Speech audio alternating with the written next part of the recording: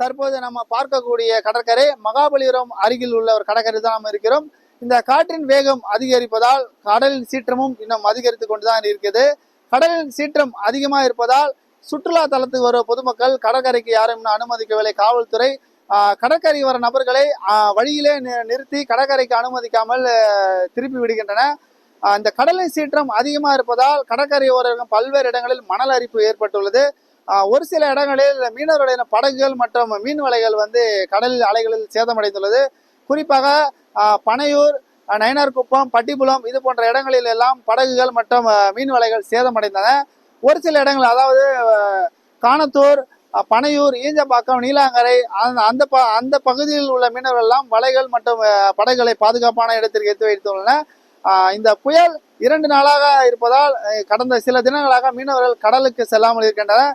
மீண்டும் இந்த கடல் அலை எப்பொழுது இயல்பு நிலைக்கு வரும் என மீனவர்கள் எதிர்பார்த்து கொண்டிருக்கின்றனர்.